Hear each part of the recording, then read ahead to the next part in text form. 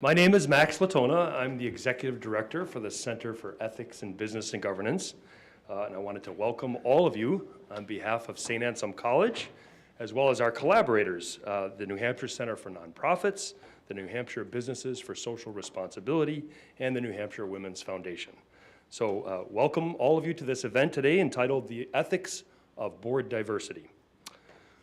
It's the mission of the Center for Ethics in Business and Governance to address important ethical questions, as the title indicates, in the areas of business and governance, and to do so through dialogue and collaboration with the nonprofit, for-profit, and public policy sectors.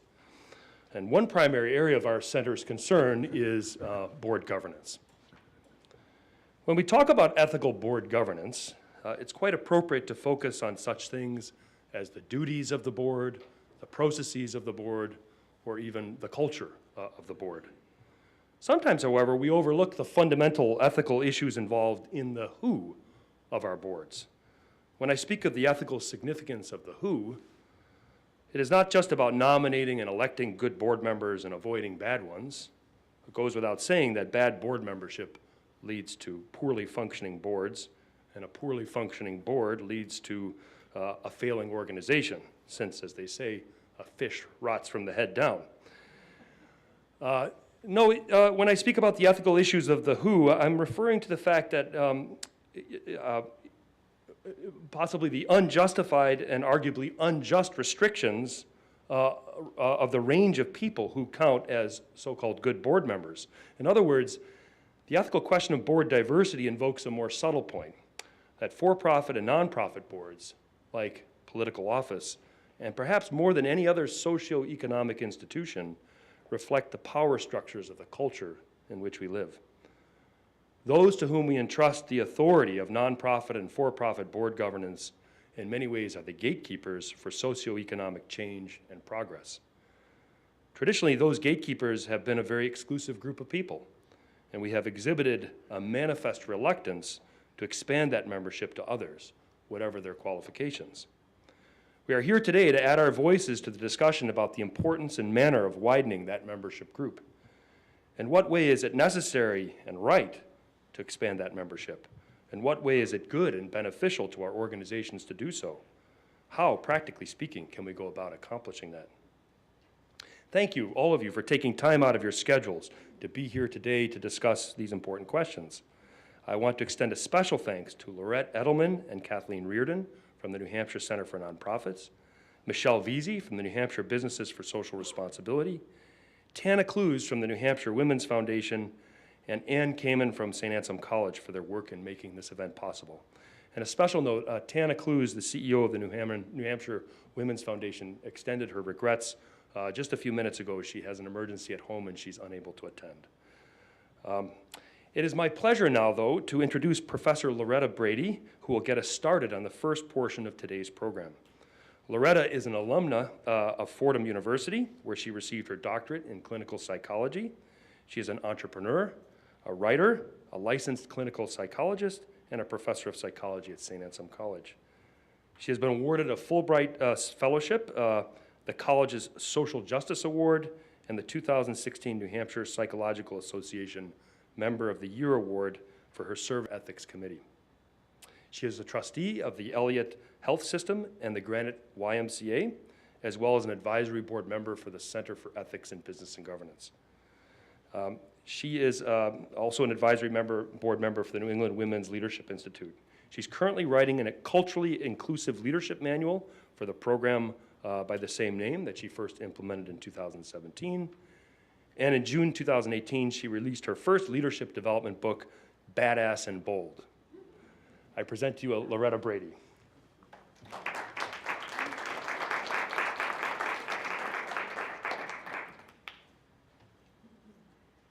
So thank you so much for the introduction that I provided for you. That is the dirty little secret about bios, right? That we write them and we hope that they get read, and I appreciate that very much. I'm also very happy to speak with you this morning. I've been asked to kind of pick up the baton from Max and frame the conversation. The work of inclusion and diversity is something that my consulting firm and my scholarship area has focused on for some 2 decades now. Initially focusing on marginalized communities in the criminal justice system, and eventually moving forward to the very roles that Max described, those of the board and governance, and working on helping prepare leaders who have those responsibilities for the kinds of decision-making that leads to inclusion. So stop me if you have heard this one before. An Afro-Latino walks onto a stage and no one knows whether they should laugh or not, because that's an uncomfortable frame. And it's a frame that all of us in our roles as board leaders need to learn to navigate. I don't say that lead in just to make you uncomfortable, but rather to point out that identity does matter. It matters to you, it matters to your board members, it matters to your organization. As Max said, here at the center, we engage moral questions, questions that can and should guide practices in business. Ethics is the why and the what, and governance is the who and the how. And in each case, we as board leaders are called to monitor margins, whether to grow profits or to buffer losses.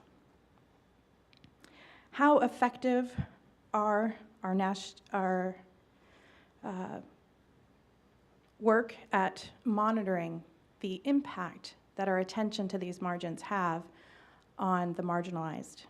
That is one of my working questions in my scholarship. Who are the voices that are not only not at our table presently, but perhaps have never been heard from, and yet whose lives and communities are impacted by the work that we engage? Over the past several decades, corporate social responsibility has been positioned as kind of coming from one of two places. That green is good, and here I don't only mean ecological sustainability, but all of the practices associated with corporate social responsibility, including inclusion. We've also seen it framed as good is green. In other words, that engaging in these kinds of moral actions and behaviors leads to profit.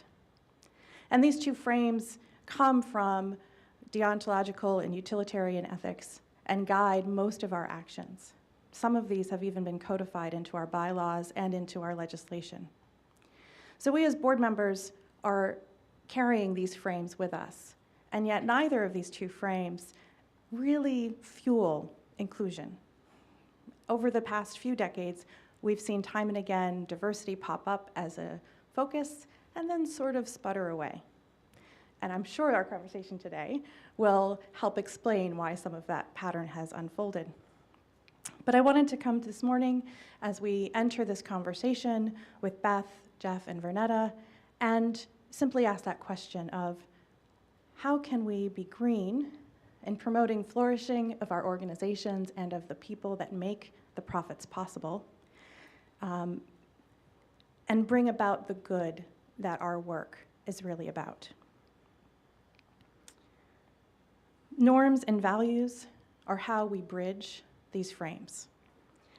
And we must engage the question of what our norms should be and what our values, which values should be centered if we are to really address human flourishing.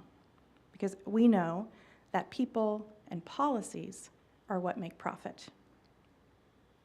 As we engage these questions in this current time, we are often hearing a call for civility. And I understand where that call comes from. There is a desire to hear and to listen, and a need to really listen finely with that very familiar phrase, the ear of our heart. But one of the values that this institution holds dear and that the call to counsel model was really formed around is a value of humility. So as we engage our conversation today, as I prepare to welcome our guests, I hope that you'll keep that value central, because you will be tasked to answer some tough questions after this very riveting conversation. And I hope you'll bring that spirit of humility forward with you so that you too can listen with the ear of your heart. Culture is cultivated, and each of us in our roles as board trustees or directors have a responsibility to understand the impact that our actions have on the culture we are seeking to cultivate. I want to take an opportunity to introduce our guests, and as I do, I want to invite them to join us on the stage here. And I'm going to cheat because I can't remember their bios, so. I'm going to start by inviting Beth Boland to our stage. She's the president of the National Association of Corporate Directors, New England chapter.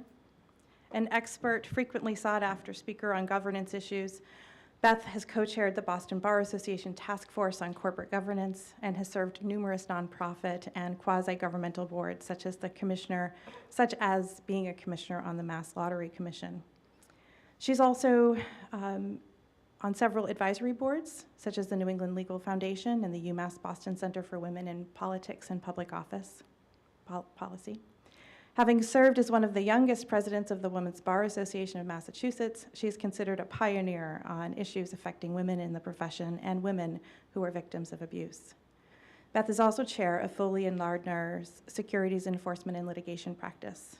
In her legal work, she regularly represents corporate boards and institutional investors in connection with insider trading issues, accounting fraud, corporate control issues, and derivative actions. She was recently named one of the most influential attorneys in the Commonwealth by Massachusetts Lawyers Weekly. Jeff Feingold is the new editor of New Hampshire Business Review, where I and a colleague had a column for a few years. He's been a journalist for over 40 years and has worked as a reporter and editor at weekly and daily newspapers in New Jersey and New Hampshire. Was honored in 2003 as the U.S. Small Business Administration National Small Business Journalist of the Year.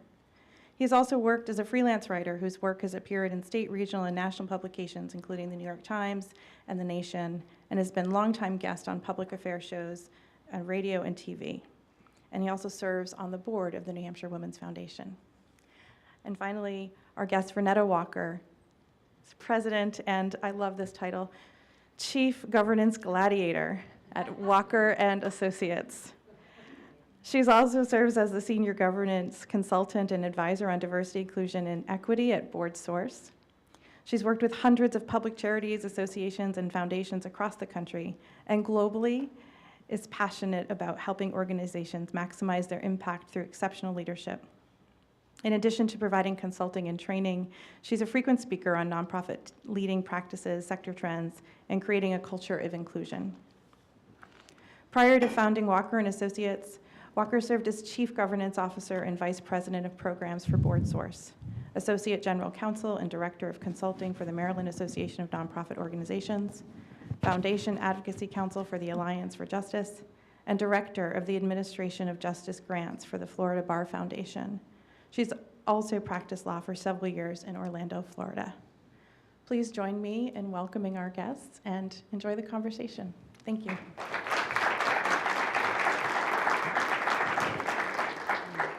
First, since I'm the moderator, I'll speak first. I want to thank everybody for being here. I think this is an essential topic for New Hampshire in particular. We are a state that really has to come to grips with the idea of that we're changing and that our organizations, whether they're for-profit or nonprofit, really have to come to grips with some ideas about really opening up their leadership to people other than the ones they see in the mirror. So I think that this discussion we have today will be very educational. First, I'd like to, I also want to thank Beth and Vernetta for being here. Maybe to start, if you each could give me a kind of an overview of what you, first of all, maybe like what is diversity? I mean, and what from your perspectives, what are we looking at in terms of this topic? Maybe Beth, if you could start first. Sure. I think that from my perspective, one of the things, as you can tell from my bio, that I have been immersed in is gender diversity. And in large part, that's because it's, number one, very yawning and necessary, but it's kind of easy. A little less so these days, but you know, a little more binary than other types of diversity.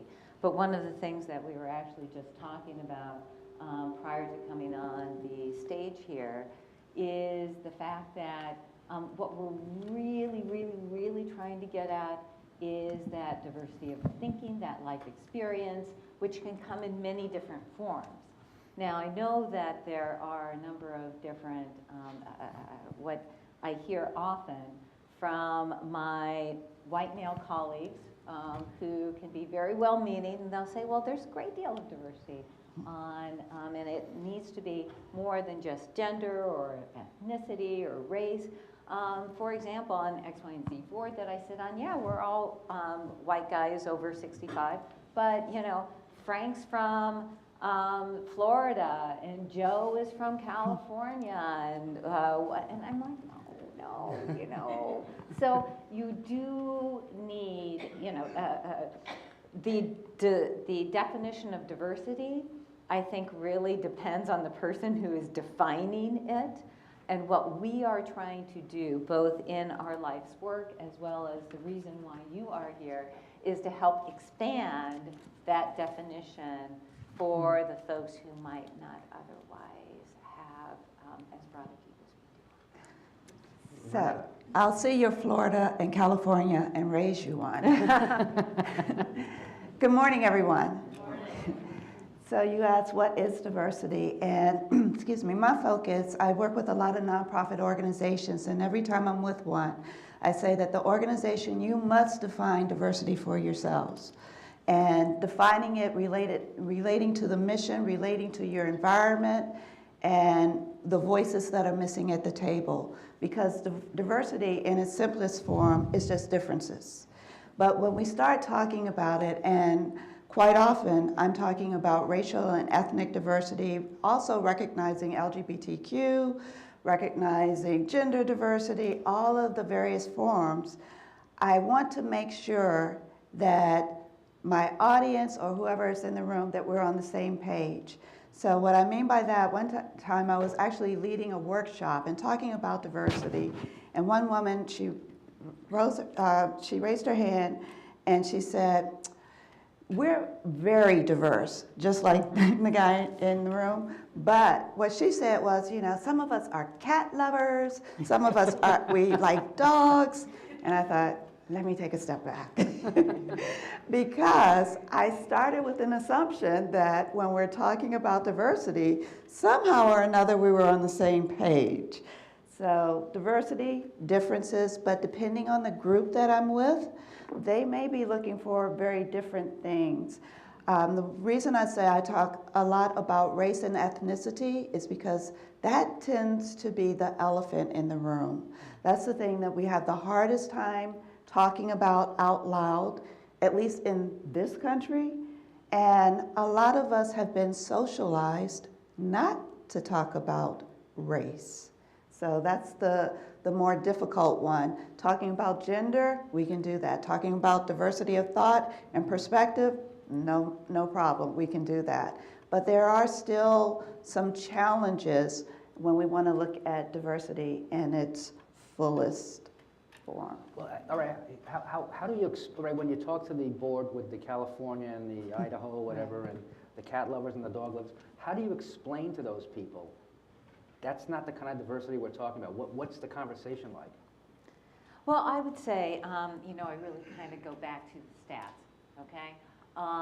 When you look at the studies, and it's interesting because McKinsey did a study last year that was focused not just on race and ethnicity, but also diversity in terms of academic background, age, industry, and so on. And what they found was a statistically significant correlation between gender and race/ethnic diversity and the level of innovation within the company.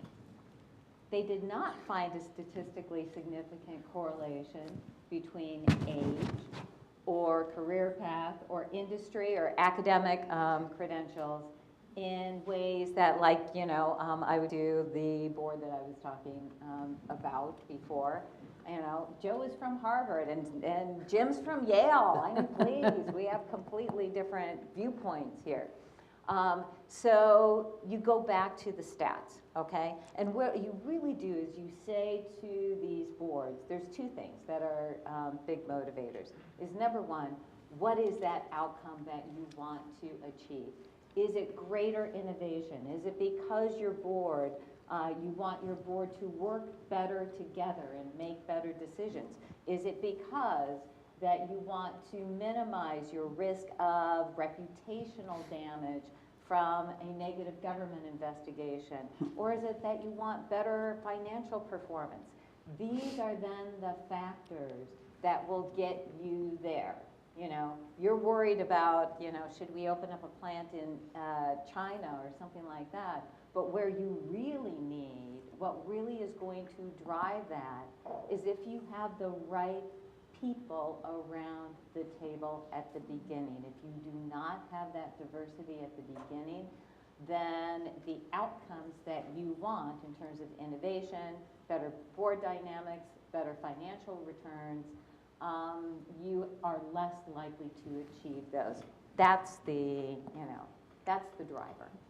Yeah, I'd say definitely focusing on performance and impact. What's the impact that the organization wants to have? And your question, how do we get them to understand that, you know, the dog lover and the cat lover, that's not what we're talking about.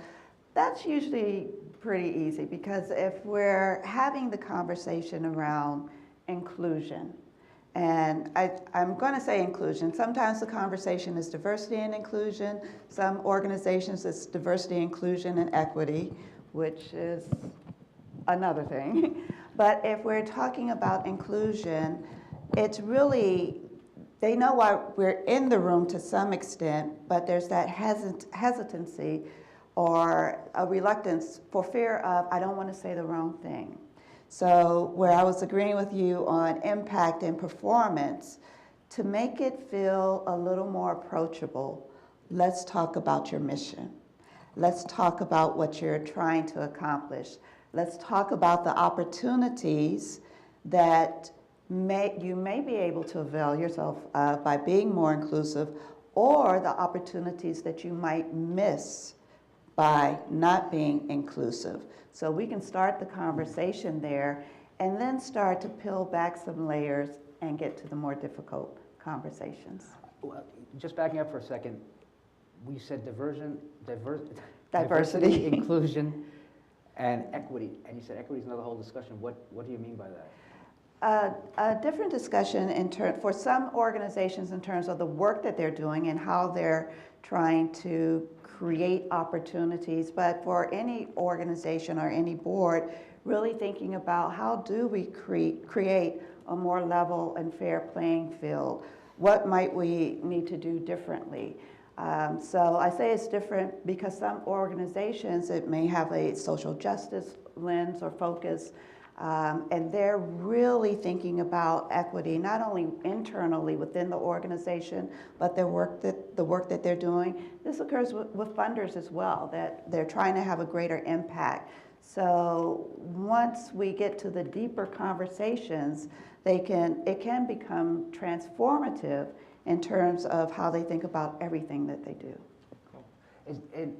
What about just the organizations themselves? Are some better at taking this message and working? I mean, from your perspectives, I mean, is there a certain board when you go in and say, all right, this is going to be an easy one, or this is going to be, I need the jaws of life for this one? You know, which have you seen that perspective? Oh, absolutely, absolutely. And it really, really depends on the CEO and the chair of the board, okay? If you have a board, for example, that was chosen because they happened to play golf with the CEO, shocking but true, it is a much harder nut to crack. If, however, you have a CEO, and it can be, or a chair of the board, and they can be a white guy who is over 65, but if they have that intentionality to say, this is what we look like now, but I want more innovation, I want better financial performance, I want better board dynamics, and so on, it really is a function of that personality of the person in charge. And I'll give you just one quick story.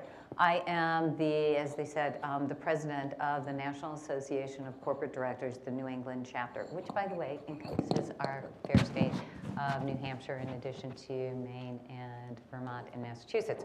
But it had always been run by white guys over 60, 65. I was the first woman president and the first woman certainly, you know, under the age of 60. And when I came in, the prior presidents sat down with me. We had a very nice lunch over at the Four Seasons, overlooking the garden in Boston. And they said, you know, who do you think should be additional board members for us? And I said, well, right off the top of my head, here's my dream team. Boom, boom, boom, boom, boom. And I named off 5 women who are rock stars, absolute rock stars. And they said, that's great. And then they said, is there a guy on your list? And I said, oh, yeah, the CEO of X, Y, and Z, him too, okay? But what was interesting about that exercise was, in all honesty, I wasn't saying to myself, I need to get more women on this board, because we had about 25% women on our NACD board.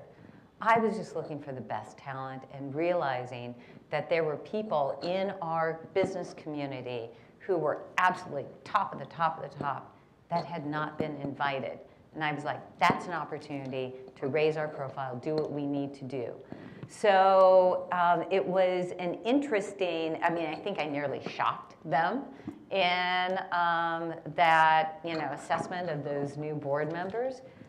But our board is really just, I can't say enough about it. It's about 50-50 women and men now. And we only have about 10 to 15% business people of color on that board, which we should be able to do better at. But boy, does it run like a fantastic machine in a way that we never had before. And Vernetta, what about from your perspective? Yes, this is a tough, hard nut to crack. I have yet to see an organization where the entire board, you know, just crosses their arms. Maybe part of that is because in my work, we have to be invited in. So at least someone in the room is open to it. But one thing that I've noticed that makes an organization or a board, I'd say, more open is there a curiosity factor in the room? And that curiosity might be, we might actually be missing something. So when we talk about these issues, definitely it is about having, you know, there are a lot of qualified individuals. And within a boardroom, their recruitment practices might be, there's a governance committee or a nominating committee, they're sitting around the table and just asking, who do you know? And not getting outside their own social circles Exactly what to identify and cultivate relationships with these individuals who would make perfectly good board members. They're not being strategic in how they approach it. They don't even have the curiosity factor going on. So all of these things come into play when we're thinking about recruitment. And also, I would say, I agree with you definitely on having some leadership. There has to be a champion. If this is new, and what we're talking about in terms of creating more inclusive boards, whether it's not-for-profit or for-profit, this is a change that we're trying, a culture change that we're trying to create. Some will approach it as this is a technical challenge, you know, just, I've had organizations, I know when I walk in the room or when I'm working with them, I was just with a group last week and I said, I did not come with a binder of board members for you, right? As though I'm going to do all the work and all you have to do is say, we'll take this one, and this one. This willingness to engage a little deeper, to do the work, to find out what that looks like, and that it's not just technical, like, okay, we just need these tactics. What is the adaptive challenge, or recognizing it as an adaptive challenge? We're going to have to do some things differently. a little different than we've ever done it before. There are going to be some people who are going to push against that because we're now talking about changing our culture. We're going to have to get comfortable being uncomfortable.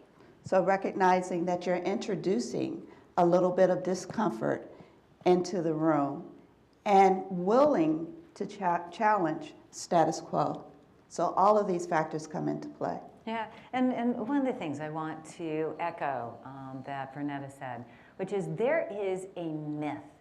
And those of you who have been in those meetings, whether it's at the board level or at the senior management level where you're deciding who do we bring onto the board, who do we promote, there is a myth, and it's very, very strong, that the candidate that they are looking at, whether for promotion or for bringing into the board, has to look a certain way, and it's like visceral. We're looking for CEOs of a big company that have this type of profile, and oh, by the way, the only people who fit that profile happens to be 5 white guys, that I can name off: Jim, Joe, Jerry, and John, whatever. And then what happens is, if you, as Vernetta said, really peel back the layers on that, you realize that there is a lot of different ways that you can define the ideal board candidate, the ideal person that you are raising up. And it requires somebody in the room, at the table, and hopefully you have someone who looks like Vernetta or like me, pushing them beyond that myth, because it is deep and it is embedded. And if you don't have, someone there challenging that, and sometimes it's the white guy around the organization who says, oh my God, I need to do something to diversify us in order to improve our performance. More often, it is someone who looks like us saying, you know what, you don't really need the CEO of a Fortune X company who, to come in on the board. Instead, let's broaden the criteria and therefore look at the pool in a different way. But it's embedded, it's deep. For both of you, so let's talk about that. So what are the criteria? You talk about the classic criteria, which has led to where we are today. Maybe we're making a little more progress. But what kind of criteria are we looking at to change that, to come about with that change? Is there any thought about it? I'm not sure I'm going to answer this question exactly the way that you have in mind. But in terms of looking at criteria, so first of all, for a number of nonprofit organizations, they need to become more strategic and develop criteria instead of just asking, who do you know? BoardSource has this great tool. It's a matrix. It's a template meant to be customized or tailored to your specific organization. But I know for a number of organizations, when they see this, they're like, oh, I've never thought of it like this. Using it to identify where you may have gaps. So in other words, thinking about your mission, looking at having your strategic plan there, thinking about where the organization is headed. So what skill sets do you need? Instead of just saying, who do you know who can attend our meetings on Thursday evening? So looking at skill sets, looking at, it might be geographic diversity, depending if it's a national board, different access, contacts, connections, and you can layer on top of all of that, what am I going to say? Race, ethnicity, gender, age. There are a number of organizations that they will look around the room and say, oh, we're all over 65. I've even seen instances everybody's more like 70 and up. And they'll say, age diversity has to be our #1 strategic priority right now. We're just going to age out. But it's not just selecting someone who's maybe 30-something or 40 and thinking you're going to bring them in and they're going to do all of our social media. That's not governance, okay? Let's be clear. And even when you layer on all of these diversity factors, one thing that you have to be very clear about and careful, we're not talking about tokenism. So even as I talk about race, ethnicity, gender, all these other factors are visible characteristics of diversity, I am not talking about tokenism. We need to invite people in for their whole selves, and that's why even using that, you're not going down the grid and saying, okay, I'm missing an African American, Vernetta, are you interested? It's, hey, whole person, whether that's I'm an attorney, I have this connection with your mission, I like puppies, okay? I have this connection, and also whatever else it is that I'm bringing. And in those instances, it's okay that this organization also recognizes that it's a benefit to have diversity in the room because we might open additional doors, but it can't be just because I'm diverse. You know what are, in terms of a profit, for-profit and nonprofit boards, I'm looking around this room and I think it's a lot of people here from nonprofit community. Is there a different way of approaching? Do you feel as if there's more approachability towards this idea among certain kinds of boards, whether they're for-profit or nonprofit, and why would that be? Well, I'll let Vernetta address the not-for-profit piece of it. The one observation that I would make is I have sat on a number of nonprofits. I actually advise. I'm not sure if folks up here would have been, aware of in Boston. One of the biggest controversies that we had recently was the board of directors, the board of trustees of Suffolk University had a dispute with their president. They had gone through 5 presidents in as many years. And the most recent one was someone who asked me to represent them in conjunction with that dispute. And what you see is even though the stats on the not-for-profit side really reflect a great deal of gender diversity on those nonprofits, where the power really is in the executive committee.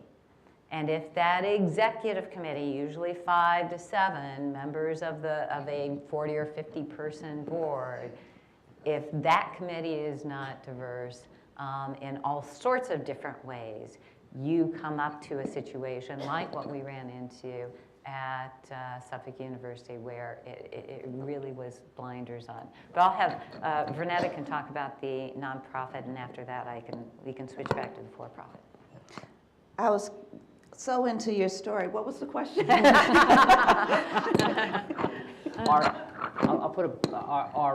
Is there a difference in the way nonprofit and for-profit boards approach this subject, and are they more? Is one more open to it than another? I haven't a suspicion of the answer, but I'm going to ask it anyway. Well, this is kind of a generalization with respect to the nonprofit sector because we're so diverse as a sector, from not-for-profit hospitals to your local Boys and Girls Club. And one of the generalization is quite often our nonprofit sector is the safety net for so many families. We have a lot of grassroots community-based organizations that are filling that gap in terms of meeting unmet needs. And when I think about the work that a lot of nonprofits do, in fact, just here, I was walking down Elm Street and saw there's a NeighborWorks affiliate. And I've worked with NeighborWorks America and a lot of their affiliates across the country. So the openness, I think, can vary greatly depending on who is the nonprofit serving, their primary customer. What are the needs that they're filling? What is their mission area? And I think that can create an openness. But that's not to discount other types of nonprofits. So those hospitals or community health care providers. I'm working with organizations that really are in the healthcare space, and we know there are a lot of health disparities, and they want to understand, even at the board table, you know, what do we need to know in terms of cultural competency? How does this really affect the work that we're doing? And in those instances, there is this awareness that, you know what, we can benefit from having diversity around the table. And for those who are working in communities, I've seen a lot of organizations come to that realization from the individuals they're working with who will say, you know, nothing for us without us. So there are a lot of organizations that are trying to solve problems, address systemic issues, and the individuals who are really either deciding where resources are going or how money is going to be spent, they don't have that lens to fully understand what individuals are experiencing. And I do think that creates a different type of openness. Yeah. And then going into the for-profit, the corporate board space, which is the one that I spend most of my waking hours thinking about and advising and working on, there are quite different constraints for them. First of all, the board size is typically between 7 and 11, unless it's very unusual. Some have a few more. And they have a very different spotlight on them. They have annual shareholder elections, and those are reviewed by the business press, by institutional shareholders like ISS and State Street, Vanguard, and so on. And then they have a lot of reporting organizations, and that's one thing that I want to make a point here. One of the things that New Hampshire has to do, the New Hampshire Women's Foundation has great research on a whole bunch of different things. It has to look at women on corporate boards and do a census and create that data. A lot of other states are doing it. In Massachusetts, we have an organization called the Boston Club that reports every year. Their report just came out like about 3 weeks ago that shows corporation by corporation, their board. How many women, how many board members of color? Do they have 0 women on the board, 0 women in management? And then they call out the 0 zeros. And I can tell you that board members and the CEOs and board chairs of those companies that are the 0 zeros work. I was going to say that they work really hard not to get on that list, because if they were working really hard, they wouldn't be on the list. But they hate it when they're on their list, you know? It doesn't necessarily change their behavior. So, I'm sorry, I'm getting this against my necklace. But, you know, you really do have kind of a different dynamic because of the smallness, you know, the small size of the board, as well as the spotlight that is on those board numbers that you don't see necessarily in the nonprofit world. Thank goodness, it has not generated as much change as in the not-for-profit world, but it really, I mean, there are some good institutionalized reasons for that, because, you know, you're talking about billions and billions and billions of dollars that are on the line based on the people who are sitting around that board. So the stakes are really increased for the corporate boards. You're thinking about that in terms of bottom line financially, but the stakes are just as high in the nonprofit sector, and there's quite a bit of revenue that is generated and runs through the nonprofit sector as well. With respect to the size of board, our average size is somewhere around 14, 15. So that would be an average size. There's certainly those that are much larger and some that are smaller. We don't have those same reporting requirements, but something that's interesting more, and we're seeing more of it recently, is that a lot of funders are asking about the composition of the boards and the management, the senior management teams. And in some instances, there are funders that will deny grants because they're not seeing diversity. And that has been a wake-up call for a lot of nonprofit organizations. The downside of that is I've worked with some organizations to help them understand, okay, now that it's on your radar, we're not just going and picking the first diverse people, again, that whole tokenism scenario, but helping them to understand. And the other thing about that, while there are funders that are asking the question, I think there are more conversations to help them turn the mirror inward and reflect on their own composition and practices, not just saying this is a mandate for our grantees. Yeah. And I want to build on one of the items that Vernetta said, which is where are the pressure points? And I know that after we get done, you're going to break into smaller group discussions about how exactly affect this change. I think, you know, this is a self-selecting group. The reason why you're here is because you want to learn more and you want to, you know, get change. So to some extent, we're kind of preaching to the choir in terms of the message. But the punchline is obviously, how does that change get affected? And one of the things that Vernetta alluded to that I really want to home in on is the role of outside stakeholders. Think about it in terms of, you know, the corporate board evolution. For years and years and years and years and years and years, very, you know, glacial change, slight change. What has really started to create the catalyst for a greater pace of change is, in my mind, the role of outside stakeholders. In the case of corporate boards, it is the shareholders, you know, the people with the money. Shocking but true, the people with the money, you know, and in hers, the donors and investors are the ones who are pushing that change.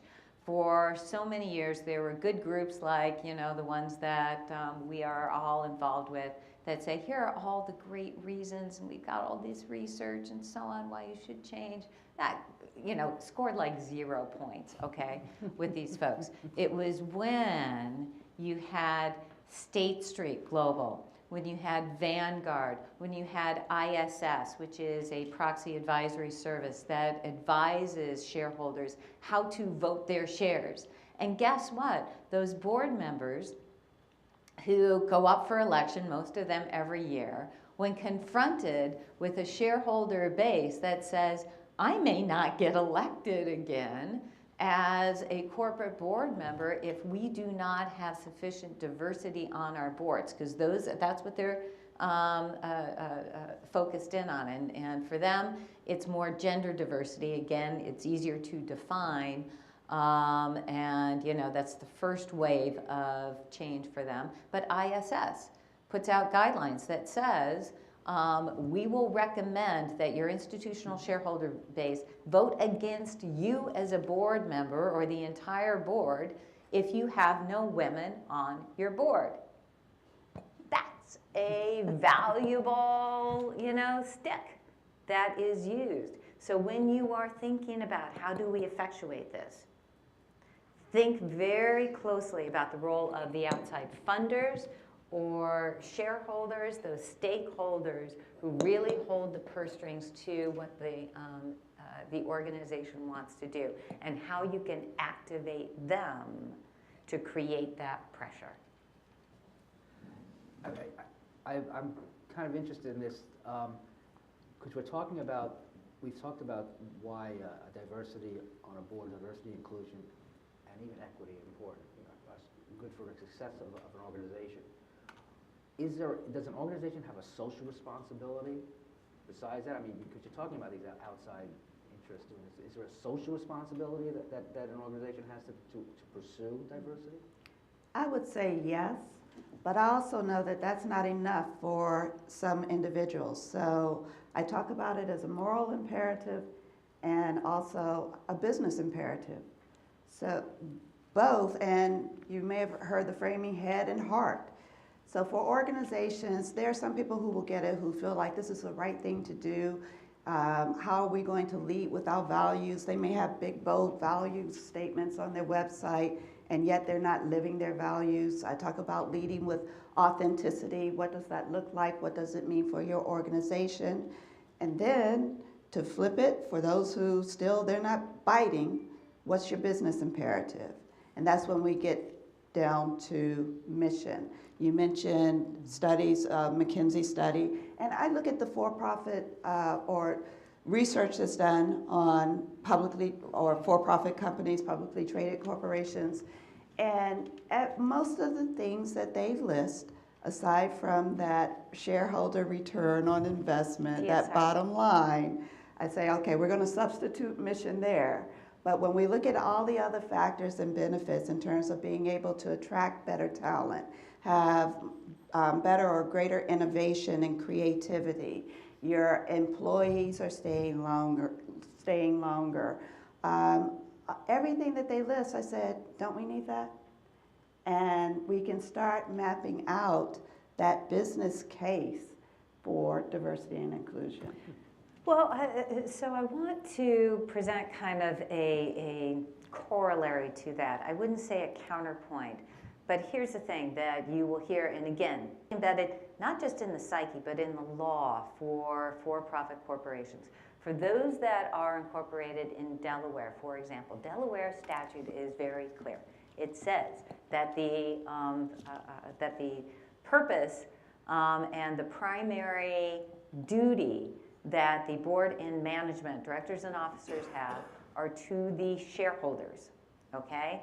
And these are folks that need, the great thing about nonprofits, or many of them, is that they don't have to report quarterly on their earnings and their financial statements.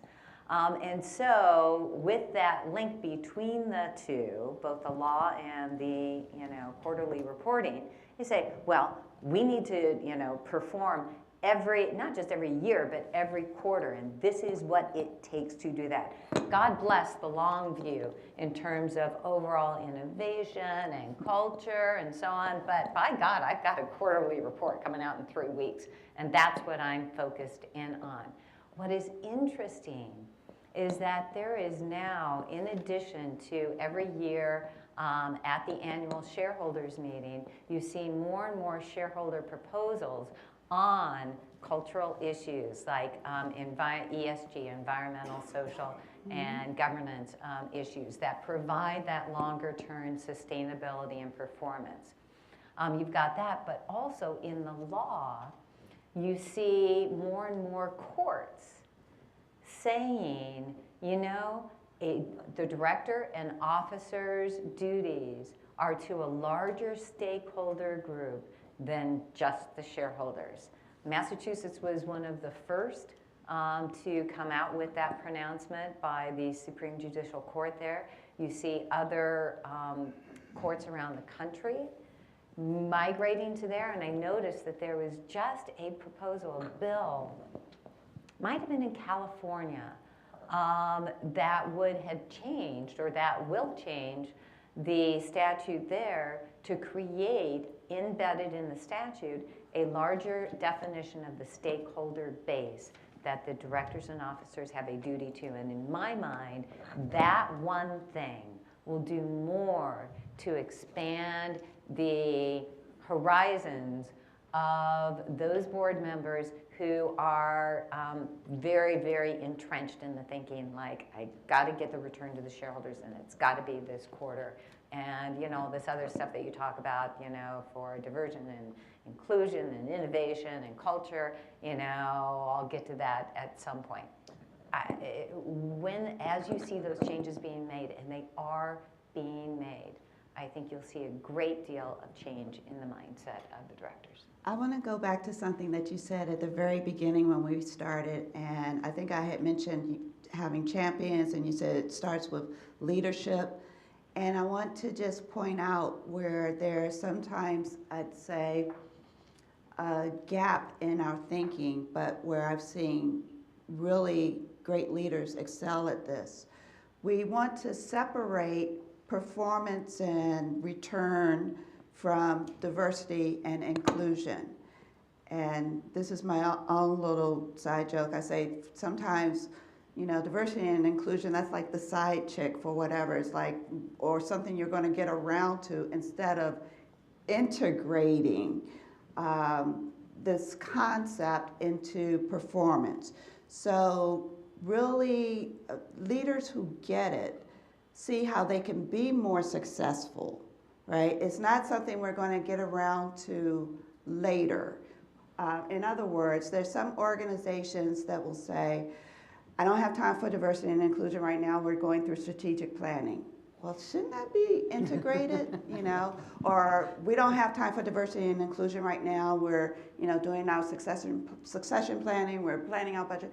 Whatever it is, everything else takes precedent instead of seeing the value of these integrated concepts and how they contribute to bottom line.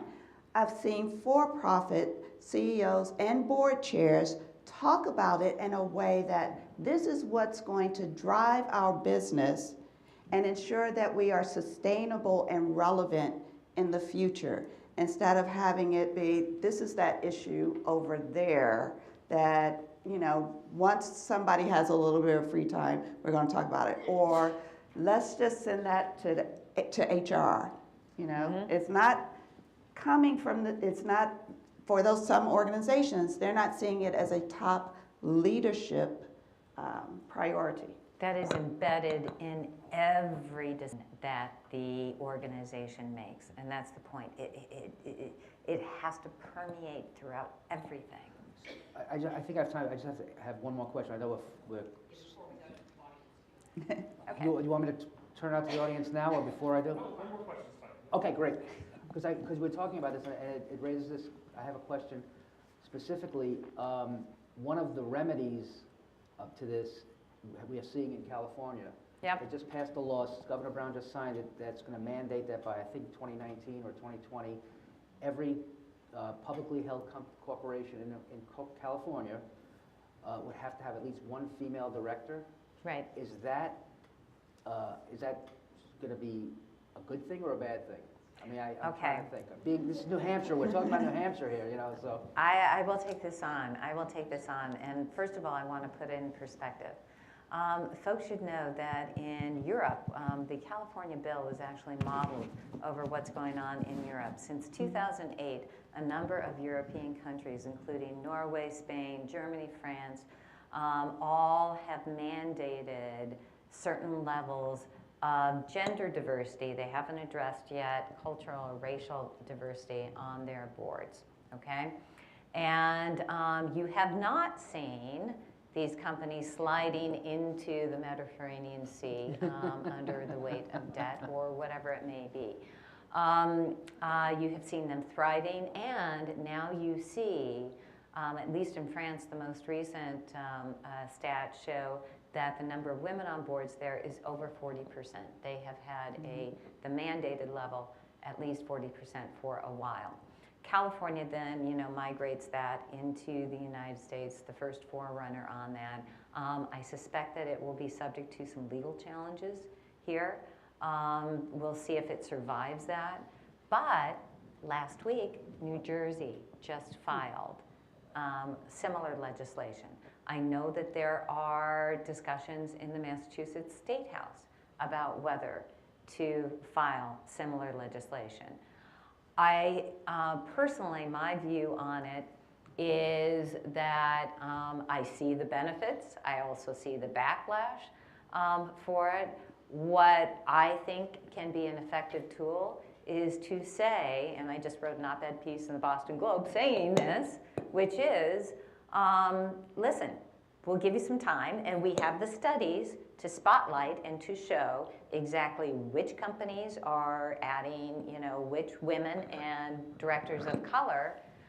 But if we don't see more change than we have been seeing, this is the natural result.